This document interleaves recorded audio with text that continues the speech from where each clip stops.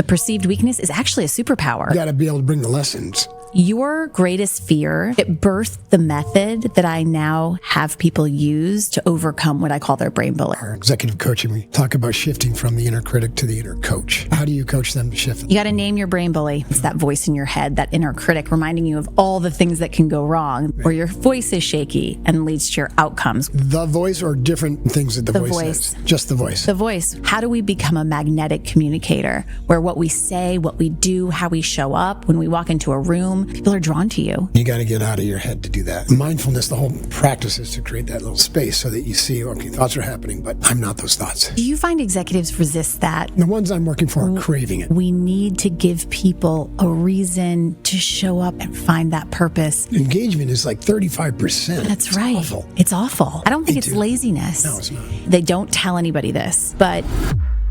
Welcome to the Mark Divine Show. I'm your host, Mark Divine. If you're ready to grow and push your limits and lead with greater purpose, then guess what? You're in the right place. The show is dedicated to helping you lead with courage, resilience, and greater awareness. So hoo-yah for being here. And apologize for my voice, by the way. We'll talk about that later. I'm thrilled to have Lynn Smith again, right? To see you again. So Lynn. Good to see you. She's former morning news anchor with 15 years at NBC, MSNBC, and HLN.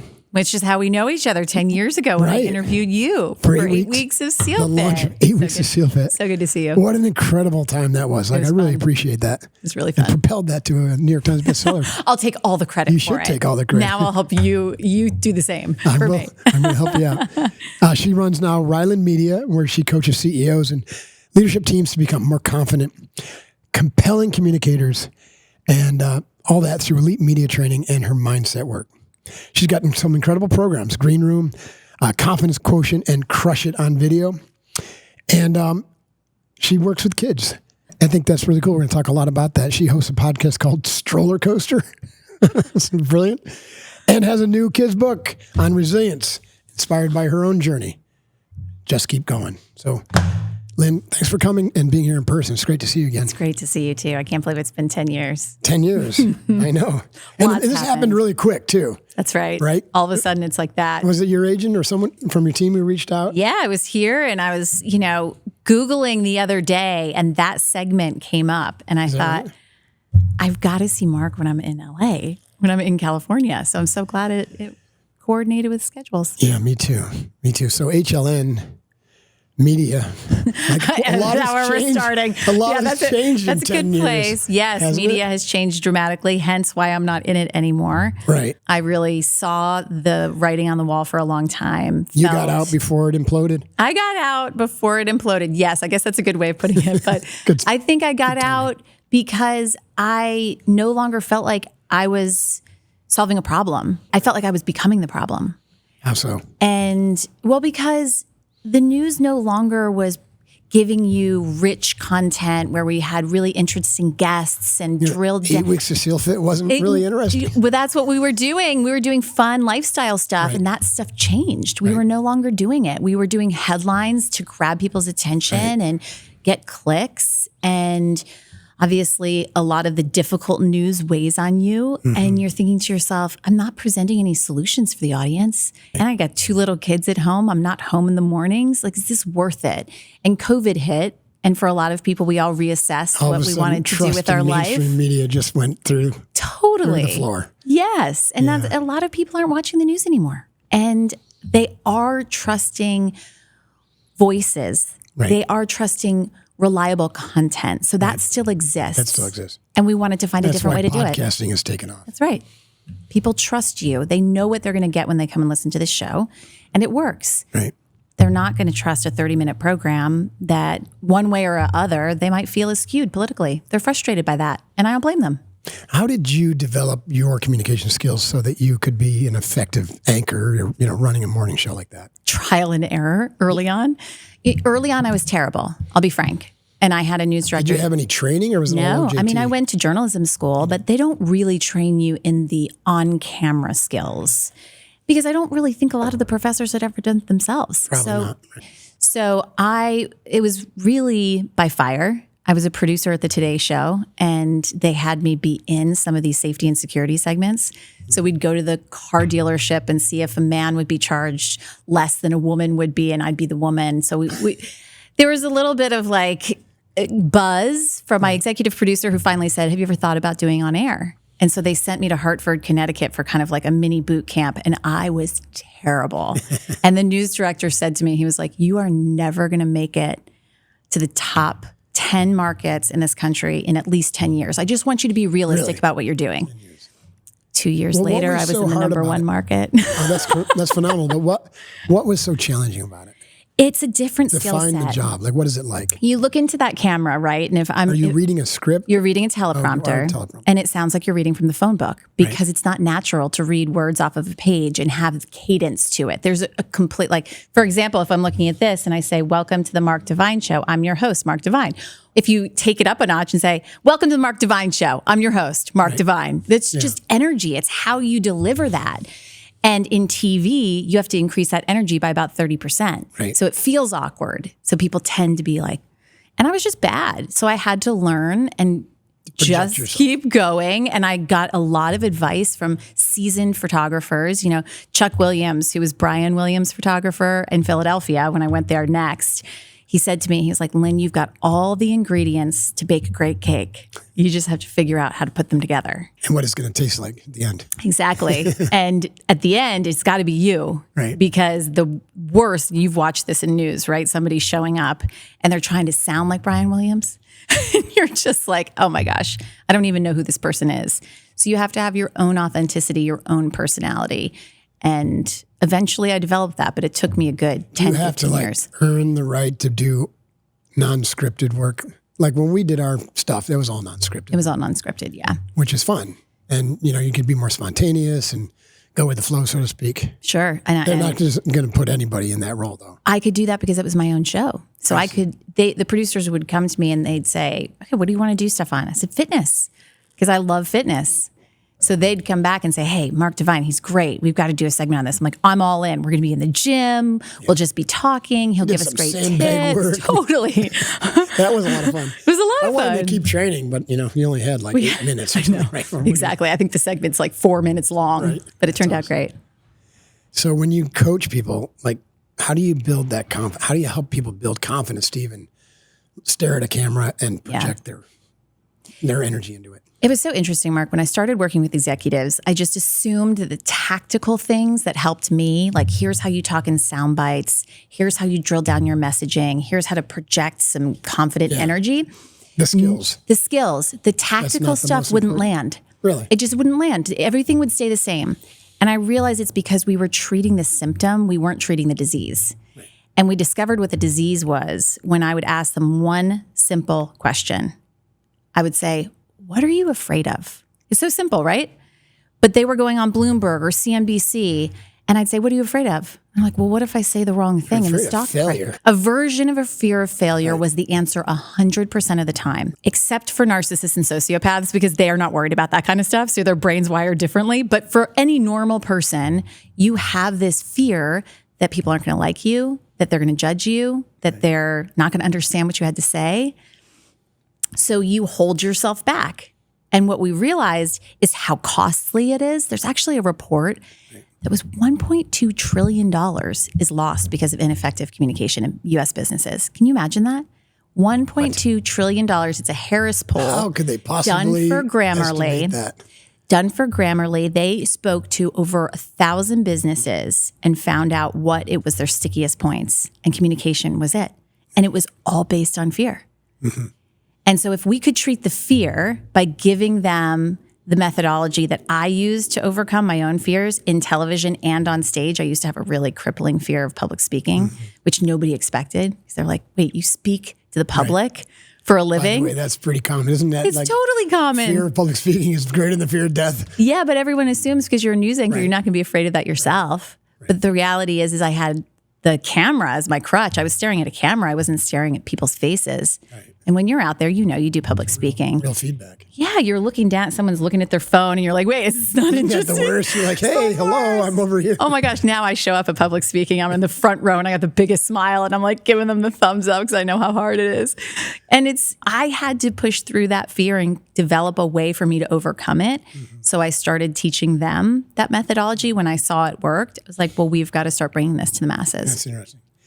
I mentioned before we started that my 2020 book was called Staring Down the Wolf. And it's all about overcoming fear. Yeah. And how fear shows up in all these different ways. Like fear of judgment. You just addressed that. Fear of excess risk, right? Fear of success even. Fear of standing out. Mm-hmm. That's a big one for shame-based people. Like fear of actually stepping into your wholeness and standing out. And so you're never going to have true confidence, like the lived experience of confidence until you overcome those fears. You know what I found super interesting when we dug deeper with these executives, where that fear comes from? Mm-hmm. There was always a little bit of childhood in there, right? Totally. In fact, that was the crux of my book. It's like all comes from some sort of childhood trauma. It was, my mother constantly criticized me. So I was very cautious about what I said because I knew what came with that. Or right. I give the example, when I was 9 years old, we were learning about the states. And so they asked, what's this state? LA. Right.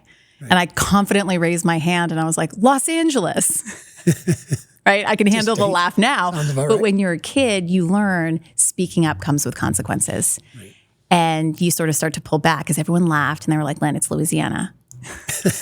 But at 9, I learned, be careful about if you say the wrong thing. People are going to laugh at you and all of that.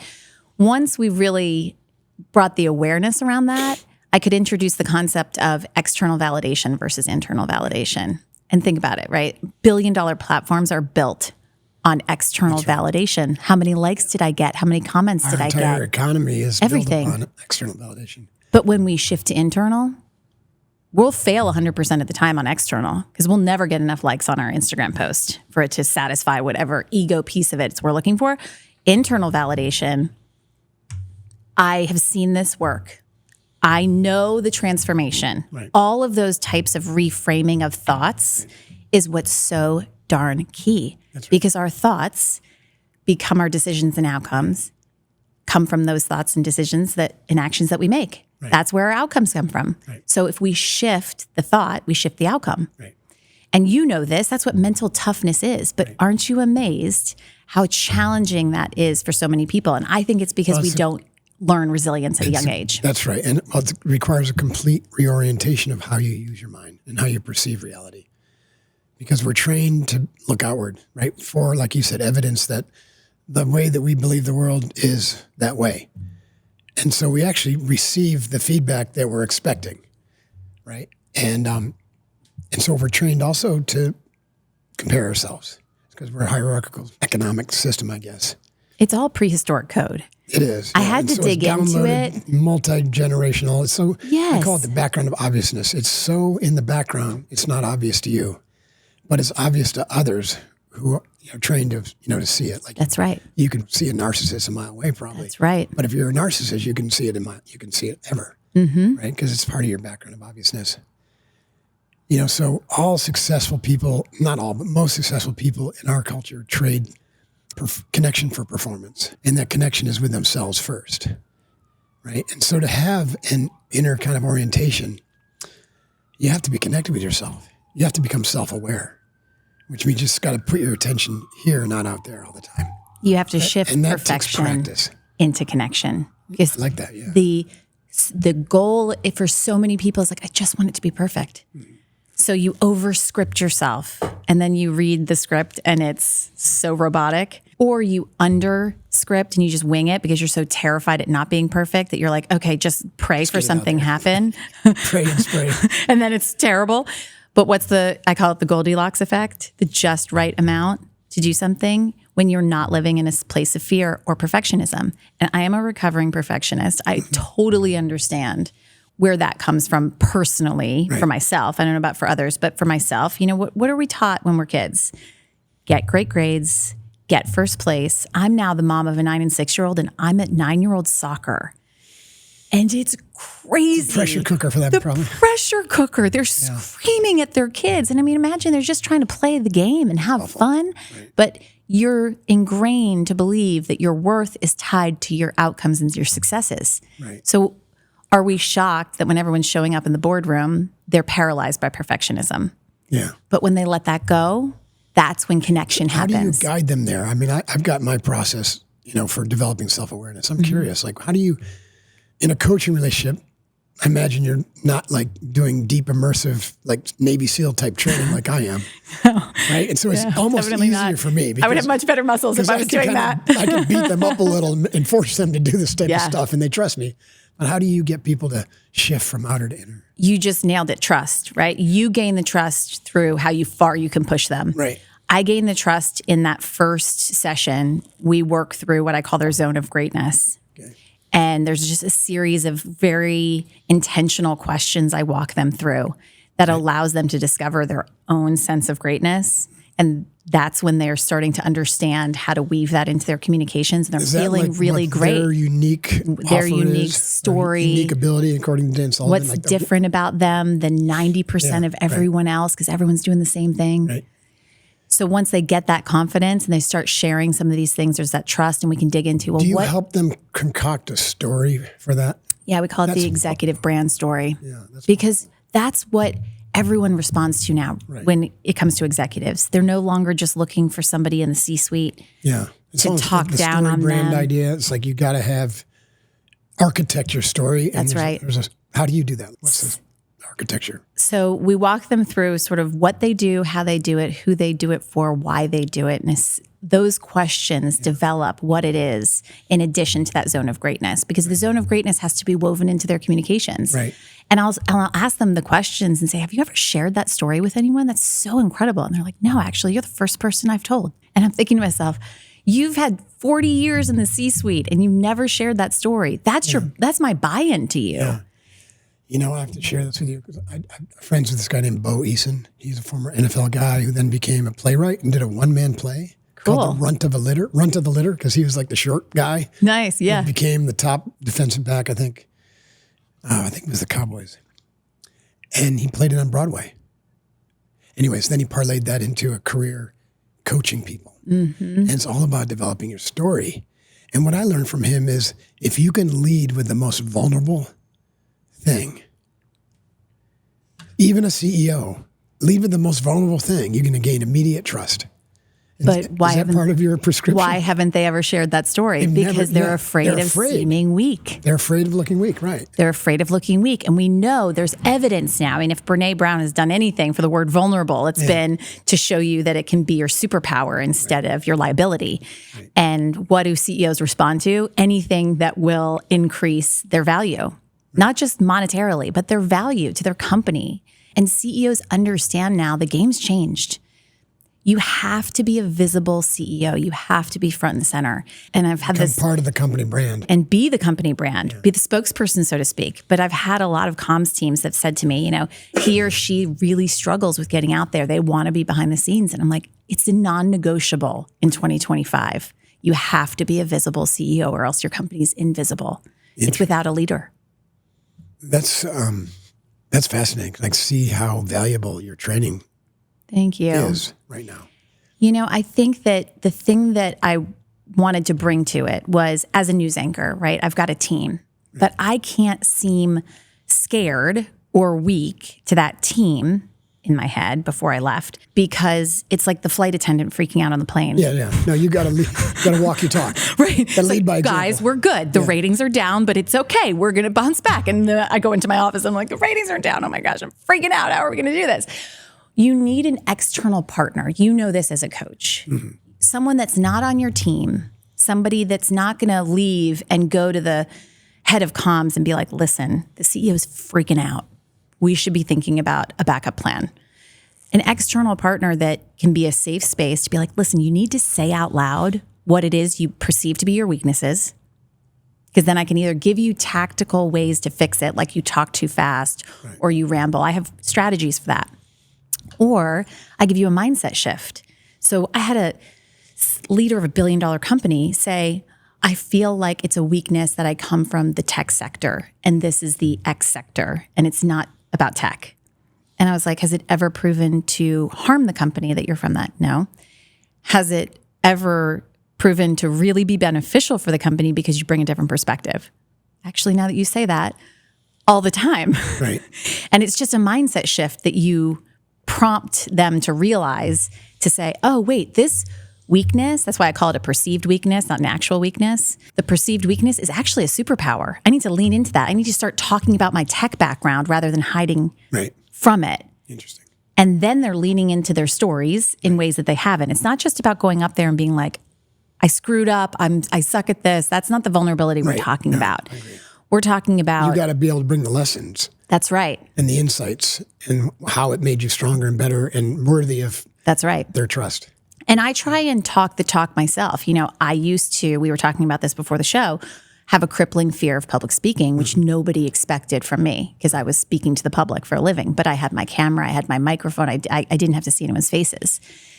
And yet when I saw people looking down at their phones and all of that, so I share that story within the first hour of a CEO meeting me. It's really important for them to understand. I'm not some polished news anchor that, you know, I show up on video and I've got the news anchor hair. Yeah, it's an important connection point that your greatest fear, which happened to me. I had a keynote that was a complete disaster, and I just share that story, and it's the most embarrassing moment. But exactly. But it birthed the method that I now have people use to overcome what I call their brain bully. It's that voice in your head, that inner critic reminding you of all the things that can go wrong, that's living in the back of your brain, that thought that moves to the front of your brain where decisions and actions are made, where you're now trembling, or your voice is shaky and leads to your outcomes, which is not a trustworthy message. That's great. Yeah, in SEAL Fit training, or even our executive coaching, we talk about shifting from the inner critic to the inner coach. That's right. And so it's the same concept. I say the brain bully to brain buddy. Yeah. Oh, cool. Yeah. And that's the whole idea. How do you coach them to shift that? You got to name your brain bully. Got to name him? Got to name him. My brain bully's name is Bob. Because my son got a fish for Christmas and named him Bob. And I thought first that's hysterical. Because who names a fish Bob? Who gets a fish for Christmas? Oh my gosh, my son wanted a fish so badly. Like a live fish? Yeah, like a bait. It was a beta fish. I was thinking like a fish off a fish hook, you know. He does fish. He'd love to get a big old trout. Something my parents would do for me. He got a beta fish, and beta fish eat other beta fish. So every time those voices came in, it was like eating me alive, right? So now I can name it, and I say Bob. So it's name it, reframe it, and tame it. Right. So naming it is the first step. And I'd love everyone who's watching this podcast to name the voice. Is it the voice or different things that the voice says? Just the voice. The voice. And a lot of people say, oh, my brain bully's name's Fred. That just happened to me last week. That's why it's front of mind. I was like, where's that come from? I said, my dad. He was super critical, always putting me down. Yeah. Or it was a coach that said, you're never going to make the team. Whatever it is, that voice you name. Then when that thought comes in, what if everyone hates this? I've seen it work. I know it works. Now, that I couch this method with, it's supposed to work with seasoned executives. Mm-hmm. If you're 25, a brain bully's healthy because you need to get experience. Mm-hmm. You need to fail. You need to get out there and gather your wisdom. But I'm talking about, I was training. But you can still learn to do that without beating the shit out of yourself. Totally. At 25. Totally. But it's a little bit more difficult because you're still not fully developed. It's a good, healthy resistance to, okay, maybe I don't know everything yet. Right. And maybe it's not don't know everything, but it's, I still have some things to learn so I can tweak some of these things. Therapists would call that healthy shame. Yes. It's like, I fucked up. Healthy feedback, doesn't mean I'm a bad criticism, mess that up, and now I'm going to go craft. Do it better, resilience, true resilience. But I had an oncologist who's curing cancer who said, what if people don't think I'm smart? That was a thought of an oncologist. And I thought to myself, like, if this is what they're thinking, everyone's thinking this. And it came up again and again. So we reframe that thought because neurologically we'll have a different reaction because our brain has a processing center. I'm obviously not a neuroscience. We know this, but I researched it because I'm a journalist. And I was like, this is such a trend. Why does this keep happening? There's got to be something here. Right. So I saw the neuroscience behind it is we send these messages to our processing center and it goes, alert, alert, you're in danger from prehistoric times. And it triggers your sympathetic nervous system. That's right. Fight or flight. All of those, the cortisol shot, everything shoots through your body, which happened to me because my thought was, you're going to screw this up. My mind was saying, okay, we're going to send you back into the cave. It doesn't know, because back in caveman days, we'd get out of the cave, see a saber-toothed tiger, and our mind's protecting us and get back in the cave.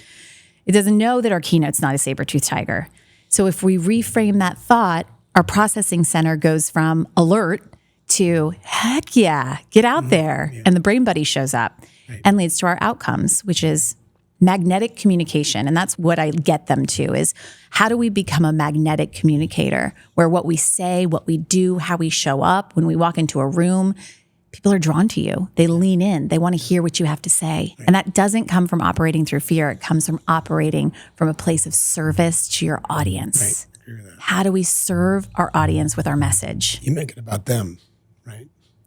That's right. And you got to get out of your head to do that. The challenge a lot of people have is they're completely merged with their thoughts. Yeah. Like there's no, mindfulness, the whole practice is to create that little space so that you see, okay, thoughts are happening, but I'm not those thoughts. And so you shift from statements like, I am hungry to, oh, I'm experiencing hunger. So that's one of the great benefits of meditation, by the way, because it automatically gets us into that space where we can see the thoughts and we say, oh, those thoughts are really critical. And so we have a process called WORM. Yeah, that's what I was going to say. I'm real curious how you train develop that this. capacity to witness, and that starts through concentration training. And concentration training naturally opens up into mindfulness, because when you just concentrate on one thing, and we do a box breathing practice, you just concentrate on that, then what happens is you start to notice when you've shifted, when you split, or when you've wandered. And then you're like, oh, no, I'm not concentrating anymore. Bring it back. And then this, over time, you're like, wait, if I can now notice that over here I'm thinking, then I'm not the thinker, I'm the noticer. And we call it the witness. Brilliant. Isn't that brilliant? So it naturally opens up. And then from there, you can do the metacognition. You can say, oh, those thoughts are critical. Those thoughts are negative. And look at that. They happen all the freaking time. All the time when people start paying attention to them. And then you can intercept them. That's right. You know what? I don't want that. You witness it. You say, that's not going to help me because I'm about to go on stage. You intercept it. You redirect it to a positive statement. We call that feeding the courage wolf. And then you maintain your mindset with a mantra. That's right. I've got this. Easy day. Going to crush it. They love me. I was going to say, what is your mantra? Yeah. That's what I was saying. Navy SEAL training. Yeah. People have heard this before. I'm feeling good. I'm looking good. I ought to be in Hollywood. I love that. For us, it's sit down, watch this. We tell our brain bully, sit down, watch this. Sit down, watch this. And it puts you back into the driver's seat. Sit down, hold my beer. Right? Exactly. Like you sit in the audience and you watch me. And it's a version of that mantra. You have to have a game day routine. So I'd love to hear your perspective on this as well, because we coach based on what I was an athlete. So I have this mentality of hard work, teamwork, pick yourself back up when you fall down, all the things that you learn as an athlete. But you don't apply that to leadership. Why? I mean, it's the big game. Agree with you. You don't go out on the field. Tom Brady doesn't walk off the bus and start throwing the ball. Winning in your mind before you step in the battlefield. That's right. And we call it game day routine. That's awesome. So what is your game day routine that you can create? And it's different for everyone, but I'm sure you have something similar to this. But when I was an anchor, I woke up at the same time every show. I sat in the anchor seat at the same time. I went into hair and makeup at the same time. I had the same amount of cup of coffee. I did my visualization techniques. Meditation is something that's always been challenging for me. So I'm going to turn this back over to you because I want your wisdom on this, because I know how powerful it is. And if anyone wants to crack the code of success, it is through the mind. Right. And it is through meditation and all the things. And I know this. I struggle with it. And I'd love to hear your insight on how you get executives over the hump of, I can't sit there because all those thoughts just start coming in. Because I'm such a tactical person. I say, thought comes in, reframe it, sit down, watch this, that's right? Not meditating, this thing. Yes, exactly. Yeah, so that's a great question. And game day routine is awesome. So we have morning ritual, and then we have pre-event rituals, and we have post-event rituals, right? Because you got to learn from it right away. That's right. And then we have an evening ritual. And all those kind of become practices that every day you get better at being better at until they just become part of who you are. And then it becomes natural and everything starts to flow. But back to the meditation, that's a great question. Most people fail at meditation because they're trying too hard. And they're trying to go from zero to hero. They think they're going to sit down and suddenly have like bliss, right? Or samadhi or like no thought. And you can't do that, right? So you have to work from the outside in, right? And the yoga tradition, they call it koshas. You got to train the outer and then the next layer and the next layer. And the outer layer is actually physiological. So we start with box breathing and arousal control and calming the body down and reactivating the parasympathetic nervous system. And guess what that does is it takes your brain, because your brain is part of your body, and it slows it down. And it gets your brain waves into an alpha state. And when you're in an alpha state, guess what? You experience fewer thoughts.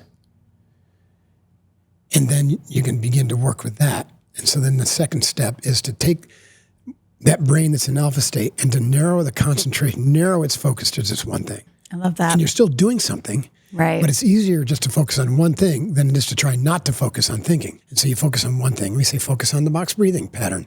Inhale, hold, exhale, hold, inhale, hold, exhale, hold. And then I've already described, you do that for months, just do that. Keep it simple. Train your mind. It'll naturally open up. You'll have a more concentrated mind. You'll have arousal control. You'll have the ability to control your attention or attention control. You have the ability to concentrate more. And then it'll naturally open up to that mindfulness that everyone is seeking. But if you try to sit down and do mindfulness practice, you're going to fail. Do you find executives resist that as... The ones I'm working for are craving it. Yeah. They're craving it. They're the smart ones. Everyone because is so distracted and the demands on their time are crazy. And so we help them find freedom again from all the craziness. What I'm finding is the executives, they don't tell anybody this, but the most successful ones are doing what you do. 100%. And the ones that are self-aware and they're know almost that, apologetic about it. Yeah, I might meditate for 30 minutes a day. They're not open about it. That, you know what I mean? Because they think it's a sign of weakness. The same thing as vulnerability. In your organization is a hot concept. We call it developmental organization, right? So we try to go in and help organizations become a place that you don't just go to work, but you go to grow. And so the CEOs and executive teams need to be modeling that. And so like say, where's the yoga room? Where's the functional fitness room? Where's the time for them to go walk in nature and do the gratitude practices? And like we have our clients do box breathing before every important meeting as a team. So smart. Sitting around the table or even on Zoom. And so that it's acceptable. It's acceptable. It's part of the culture. And then all of a sudden these things become, like you said, part of the culture and then become practices. And then everyone as a team starts to really synchronize. And all the masks falling off. That's cool, isn't it? It's the next frontier of leadership development. And it's so simple, but it takes an orientation, a complete shift from outer to outer plus inner, and from me to we. And I love that you, with your hardcore background, like SEAL mentality, you bring the credibility to what otherwise someone could say, and they say this to me too, like, isn't this a little woo-woo? Is this a little woo-woo? And that credibility is because the elite athlete, the elite SEAL, elite happens through your mind. It only is skill up to a certain point. Right. Djokovic talks about this a lot in tennis. It's only skill to hear. To get here, it's all your mind. That's right. And so the true leaders of the future know this. And the other piece of this is like, what is the one thing that cannot be replaced by AI? Yeah, creativity. Creativity, your presence. Yeah, intuition. All the things. Yeah. And, this is important, Lynn. It's like we have to redefine what mind is because most people think that mind is the head thinking, and it's not. Like the event I just told you, we just sunsetted Kokoro training. It's a SEAL Fit signature event. It's 50 hours of nonstop, around-the-clock training. Hardest training in the world outside of Navy SEALs, Hell Week. Unbelievable. And we've had maybe 1,500 people go through it, transformed every one of them. Yeah. And during the reason we call it Kokoro is Kokoro's, well, let me back up. When we started, we called this SEAL Fit Camp. And then about 9 or 10 iterations, we're like, something incredible is going on here. Like, it's deeper. What is happening, right? And we were just really studied and said, these people are like for the first time in their lives, like they're really connecting at a heart level because they can't do this alone. I mean, there are some hardcore guys that got through alone. And I mean, back in the day, we used to actually issue graduation certificates. And if you muscled through it alone and you weren't a good teammate, we didn't graduate them. Right, that's not success. That's not success. That's right. You missed the point. That's right. And so they open their heart and they merge their heart and their mind because they still got to think. It's not like they're opening their heart and sitting around singing Kumbaya. Mm-hmm. No, they're opening their heart and say, hey, buddy, can you help me out? I'm suffering here. Mm-hmm. I need some help. Or I see Joe suffering. Come on, buddy, let me take your backpack. Let me help you up this hill here. And, you know, like we in the SEAL teams, we call it the SEAL teams for a reason, not SEAL individuals. That's exactly right. And that's the same thing in a corporation. Right. You need to learn to love your teammates. And we don't have the right word for that kind of love in the English language. You know, Sanskrit has 67 words for love. Mm. But I can say that with my SEAL teammates, I love them in a very, very powerful way so that I was willing to lay my life down for them. Yes.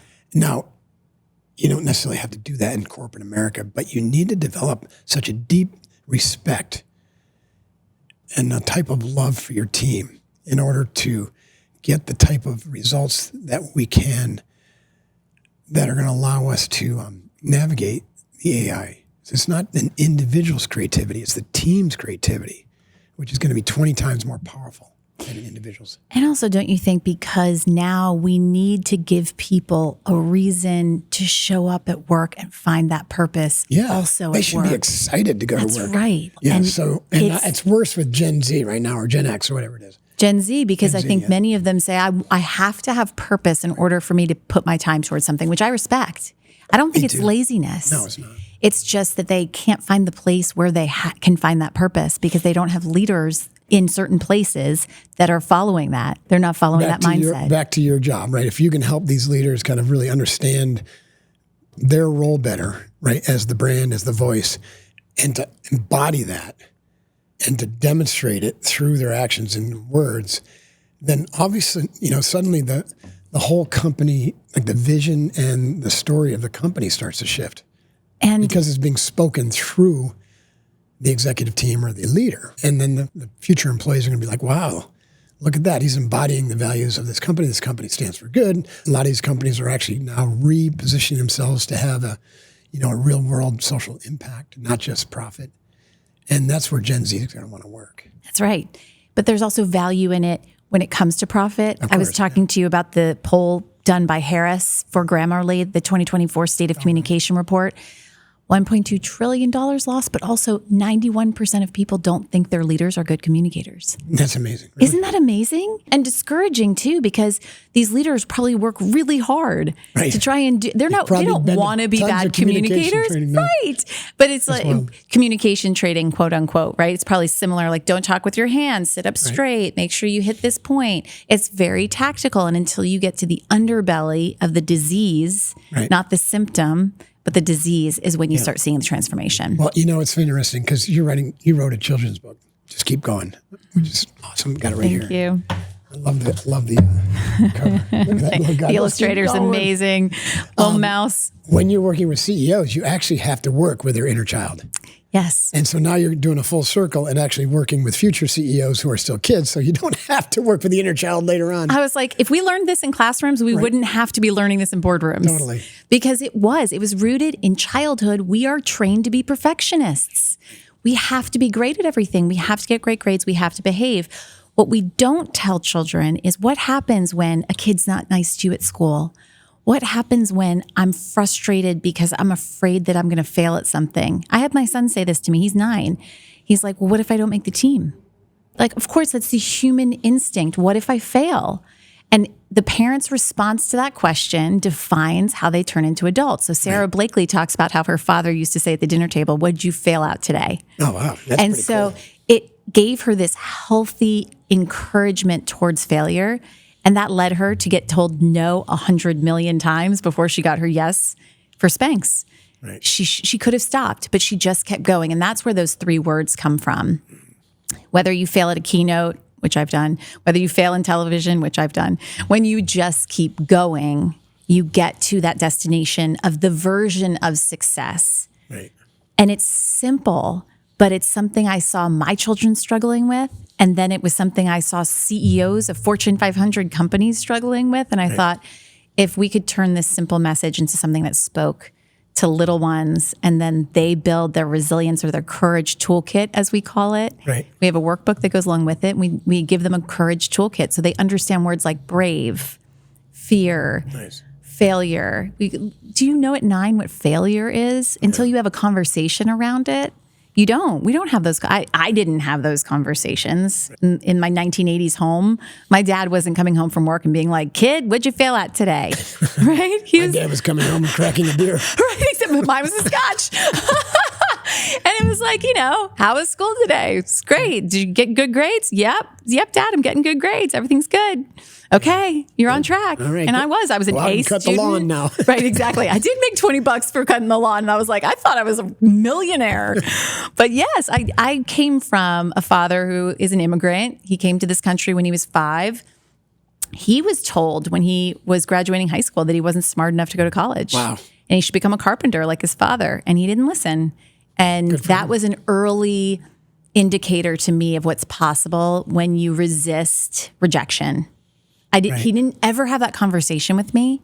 He never said, don't take rejection as the end. But because of his story, he went on to get 2 PhDs, 2 masters. He went on to become the assistant secretary of the Department of Energy. I saw what was possible when you push through failure, rejection, all of the things that seem like the end game. To me, it became exciting. I failed at something. Great. I know it doesn't work. That means I'm one step closer to figuring out what does work. Yeah, the SEAL teams really hammered that home for me. One of our sayings was failure is not an option. Yeah. And it's misleading for people. They think, oh, you're not supposed to fail. No, it's not an option because the word doesn't mean anything to us. I love that distinction. Right? There's no such thing as failure. It's just different ways to do things. There's some that are more effective than others. And if you choose a less effective way, it may not work out. But you better find a way quickly, right? Especially on a mission. So we always learn to be like super adaptable because we expected things not to work out. Yeah. And we also expected to win. Yeah. And that's a really powerful mindset.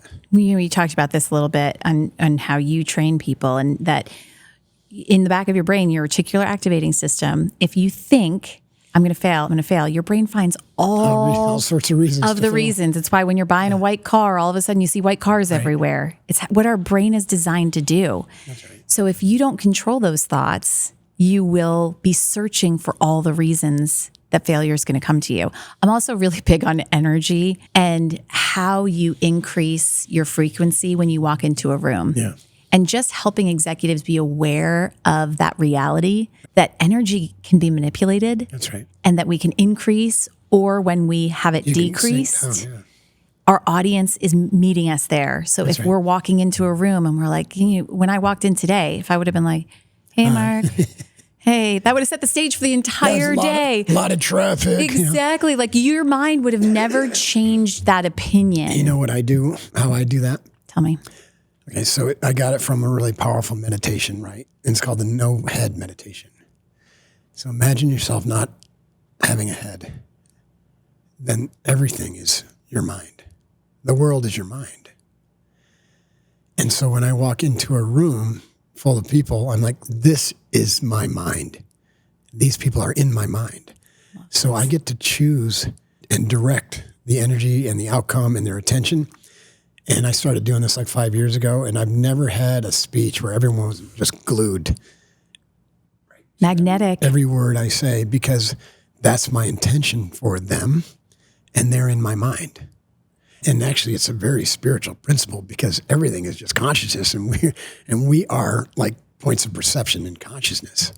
So you can tap into the universal through intention. I had no concept of this even 5 years ago. Because I grew up in a very traditional, which I think a lot of people, especially a lot of executives. Most in America, yeah. We grew up in very traditional environments. And we're not talking about meditation. We're not talking about energy. We're not talking about frequency. We're not talking about universal consciousness. Yet, once you start practicing it and you see the powerful things that come from it, and because the universe meets you at your frequency. That's right. So if you increase that frequency, things just start to be drawn to you. World. It This is. is another way of saying what you said before at a brain level, right? You like the confirmation bias is an academic way of saying, yeah, your brain will find evidence of what you believe to be true or what you think is out there, right? The reality is your mind is actually creating the reality. And they'll say, well, I didn't create Christian or Catherine here. I said, no, but there's co-creation, right? So they're creating this vision or version of us that's showing up, and we're creating the version of them that's showing up. It's all created in your mind. And the things that you put out there and the frequency that you put out there. You're going to get reflected back. Which drew the Christian and the Catherine to you. Right. That ended up you making the choice to engage that. And that's what's really key. So things can be drawn to you. Right. But do you take the action that will ignite the outcome? Right. And the action is what people get paralyzed with. Right. Because they don't want to take the risk. Right. They're afraid that they're going to fail. They don't trust themselves. They don't trust themselves. Right. But this is the big aha moment for everyone listening. Take the shot. Doubt is eliminated through action. Right. That's right. It still seems like if we waited around, right, to find a better path forward, we wouldn't be nearly as successful. So we have a saying, you got to run toward the sound of gunfire. That's how you learn. That's how you get the feedback. If you don't take the shot, you don't get the feedback. And there might be someone thinking, but then we're not doing anything to prevent ourselves from getting into really bad situations. That might be someone's thought. Like I've gotten into bad business relationships. Sure. And I'd love to hear your insight on this because there is a healthy doubt that should be there.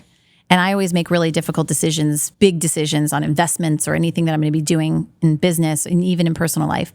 What's the best case scenario and what's the worst case scenario? Yeah. And can I live with the worst case scenario? Yeah. Because I'm not going to go out there and bet the farm and not be able to put my kids through school. Yeah. But is the best case scenario worth the possibility of the worst case? And if I can live with the worst case scenario, I'm willing to take that risk. Right. Now it's the decision on who is in the situation with you. Yeah. And that's a whole different challenge.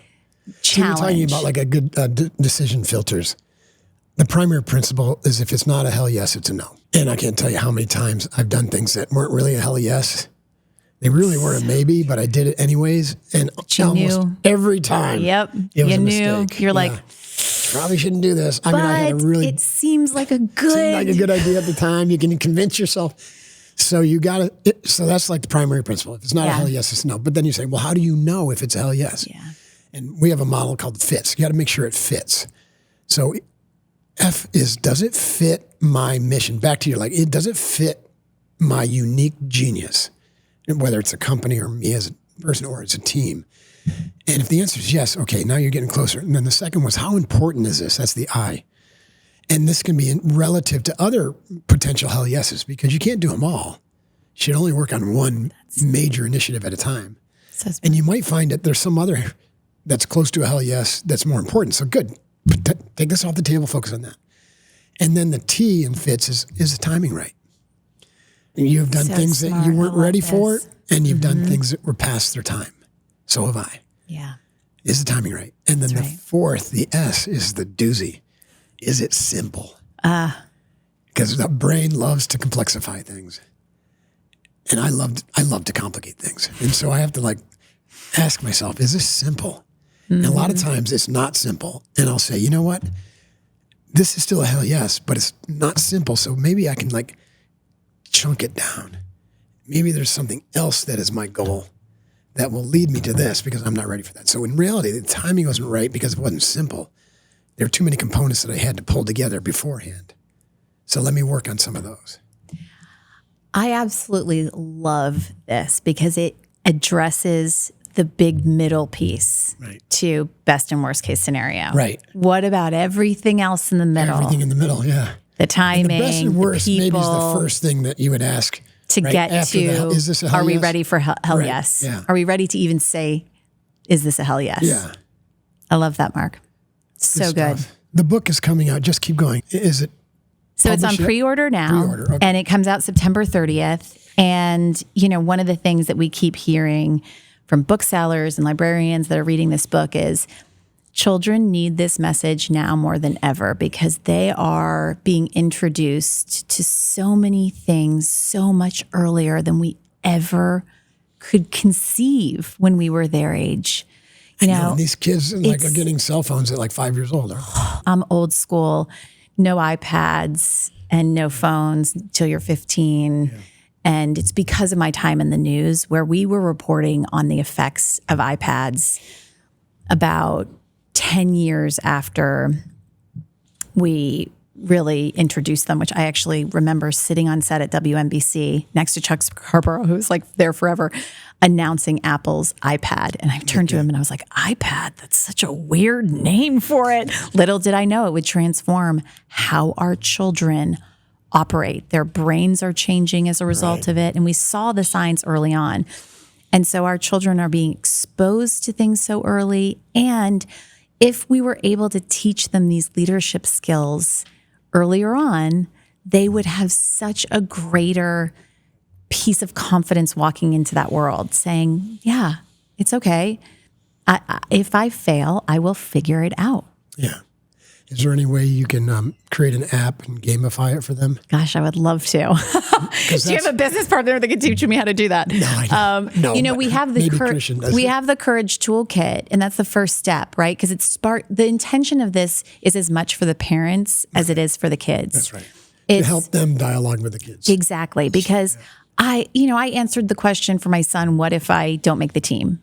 And I told him the story when I was in the 7th grade. I was cut from every single team out there. And all of my friends, I was cut from all the sports, but then also cheerleading. So it was like I wasn't good at anything. I was like the jock or the girly girl. I was cut from everything. And I told him the story. I didn't remember this, but my mom shared with me. All of my friends made cheerleading, but I called them all up and congratulated them, even though I didn't make any of the teams and I was wallowing in my disappointment. And so I share that story with him, but it's still from mom.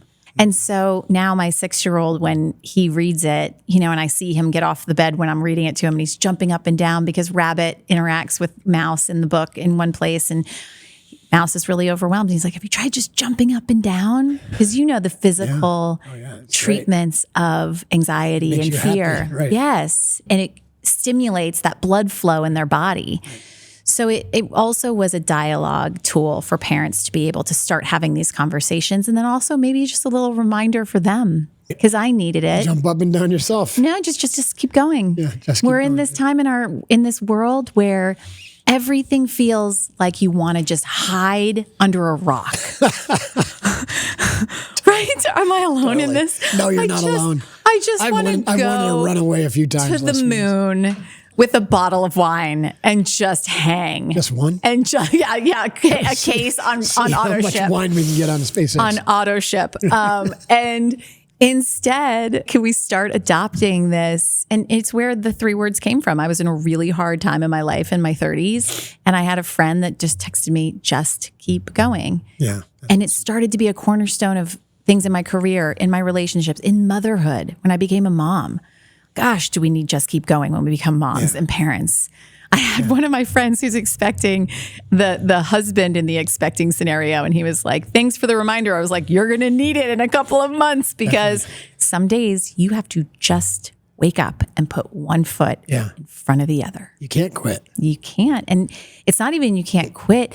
It's also you can't just say, oh, I'm overwhelmed. I'm freaking out. That's a version of it too. There's so many people right now because they feel out of control. Disempowering dialogue in itself. That's right. So stop that dialogue.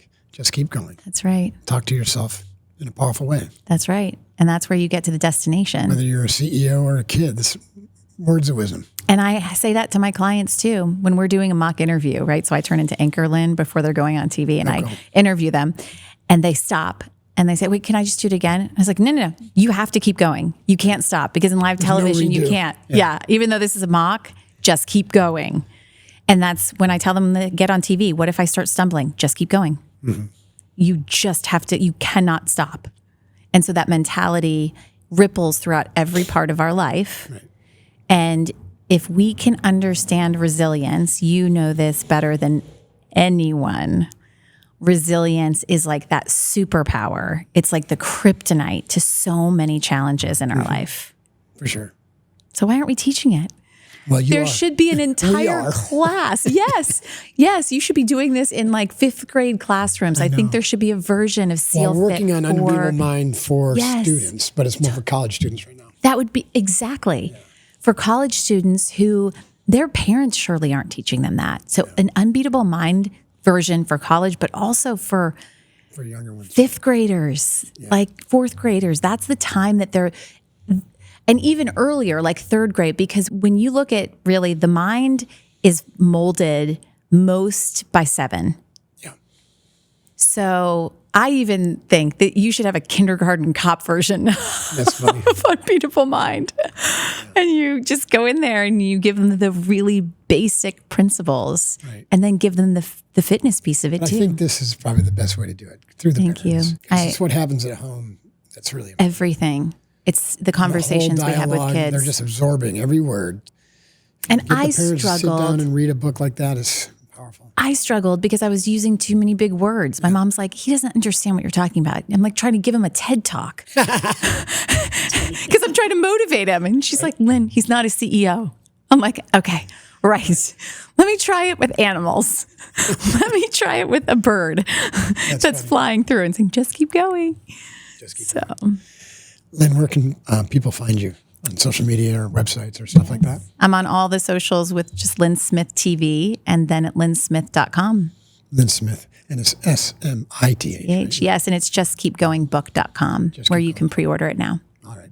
We'll put those in the show notes too. Thanks, Mark. It's been such a great conversation. I really appreciate you coming. I missed you for the last 10 years, but I'm so glad we've reconnected. The sandbags are out there. We'll get busy as soon as we're done. Drop and give me 50. Done. Exactly. That's awesome. Really appreciate that. Thanks for having me. Thanks for tuning in to Mark Divine Show, folks. Super appreciate you walking this path of leadership, growth, and impact with me and Lynn. Mm-hmm. If today's episode inspired you, you can please share it with your friends and colleagues. Spread the word. Leave a review and rate this, please, wherever you listen. It really helps find other people find us. It helps our credibility. Shooting for 5,000 5-star reviews this year. If you'd like to go learn more about Unbeatable Mind, check out unbeatablemind.com. There you can explore how to work with me directly or with my coaches on our leadership development programs. You can follow us on Instagram at Mark Divine Official. I think that's me. For more insights, and you can send me any notes if you want to hear from special guests or have me talk about anything in particular. So until next time, be unbeatable and just keep going. Hoo-yah. Oh, yeah. Thank you, Mark. That was awesome. Thank you so much.